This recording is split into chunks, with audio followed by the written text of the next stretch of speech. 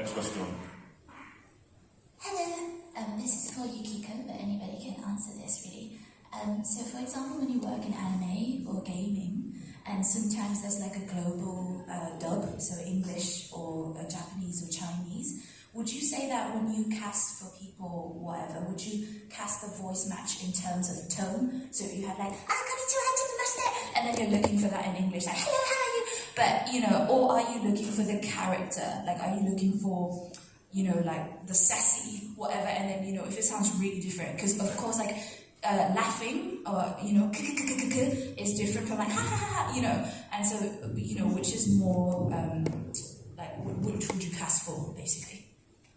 Well, actually, I mainly work in commercials or e-learning or corporate videos, and I don't do animation, so I'm sorry that I can't show the exact answer, but I think the atmosphere or the character of each character is very important. So when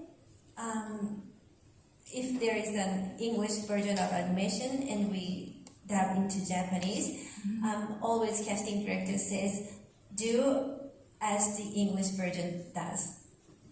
Not your own way, the casting director says, but if Japanese video will be dubbed into English version, I'm not sure what the other casting director says.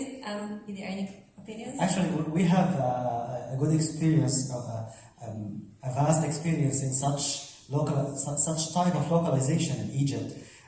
For instance, the very well-known movie, The Monsters, when it was localized into local Arabic Egyptian dialect, all sort of gestures, voices, characterized or character voices, and the way they express their feelings were localized to some similar gestures that were corresponding with local culture in Egypt. Because Egypt is very well known in the Arab region with comics and jokes and being able to making joke of anything, even our president. So we were literally we were localizing, not translating the lines, the gestures, the expressions or terms used by some characters, and in a way that when being performed by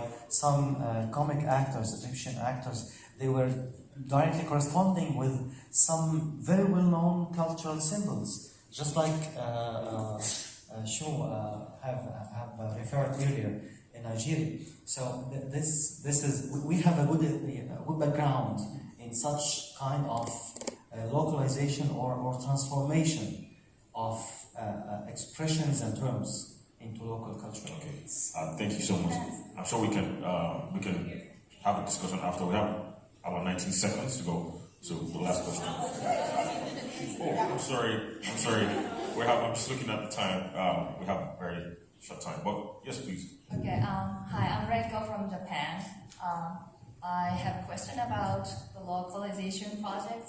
I have worked on projects translated from English or French or other languages, and oftentimes the scripts in my language, Japanese, are longer than English, and they don't fit in the time. Especially time sync or lip sync project, it's really hard to fit in the time. Do you have that problem, and how do you deal with it? I have that problem every day. Portuguese is always longer. I just talk really fast. I'm sure that problem is very general, with a lot of us. But would it be good if we discuss this outside, probably after the session, because our time is up.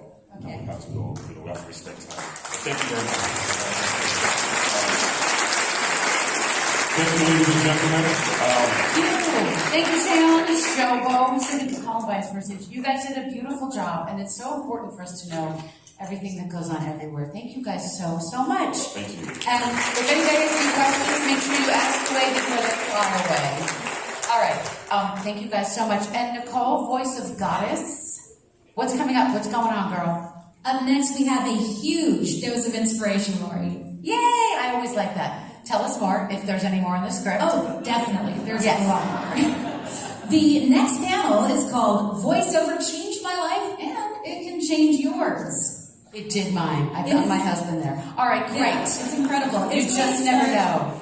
All right. It's going to start promptly at 1:10. 1:10. Thank you, Goddess. Noted. Thank you.